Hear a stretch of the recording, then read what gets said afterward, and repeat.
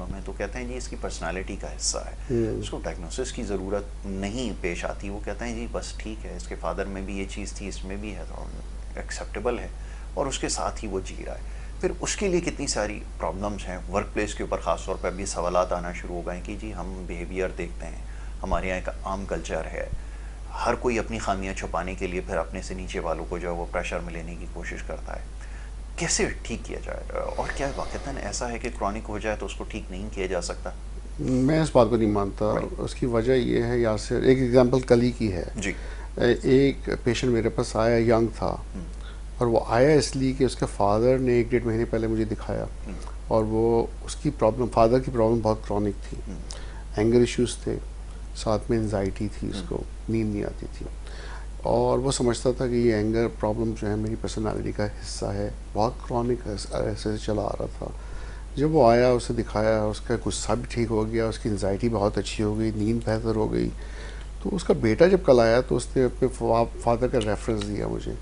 कि मैं आया सिर्फ अपने फादर की वजह से हूँ, मैं देखता था कि वो इतना गुस्सा करते हैं, जब उसको इतने अच्छे बेनिफिट्स आए, वो अभी इतने अच्छे मूड में आ गए हैं, तो मैंने कहा मैं क्यों बेहतर नहीं हो सकता, मुझे भी इसी तरह एंजाइटी रहती है और चिड़चिड़ापन, गुस्सा आता है। तो कहने का मतलब ये कि कई क्रॉनिक प्रॉब्लम्स इसलिए क्रॉनिक है, यासिर,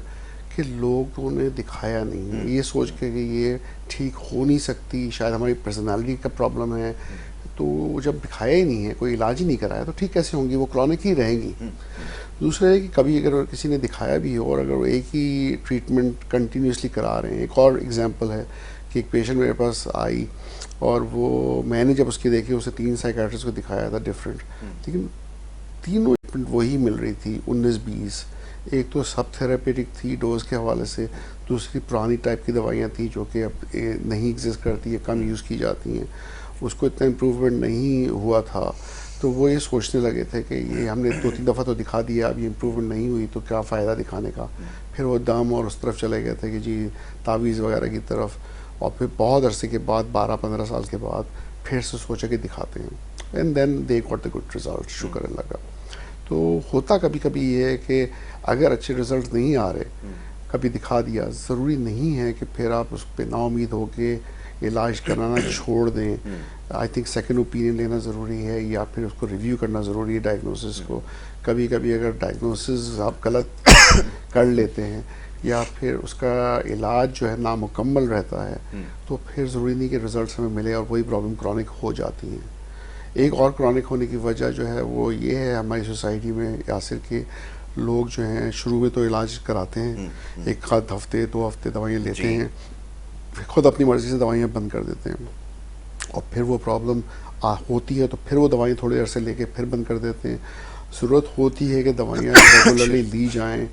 एज प्रिस्क्राइब ली जाएँ, और कुछ केसेस में शायद कुछ सालों तक या लाइफ टाइम भी दवाइयाँ लेनी पड़ती हैं। तो ये ना समझते हुए लोग अपनी प्रॉब्लम को क्रॉनिक बना देते हैं। एक और केस है जो कि मैं 2019 से देख रहा हूँ, और मैं उस प्रॉब्लम में काफ़ी फ्रस्ट्रेट हो गया, इसलिए कि उस केस का रिज़ल्ट माशाल्लाह से बहुत अच्छा आया था। किसी इंजीनियर, पढ़ा लिखा इंसान है, मैंने उसको समझाने की बड़ी कोशिश की, वो डिप्रेशन से निकल भी आया, लेकिन किसी वजह से वो बहुत एंटी मेडिकेशन है।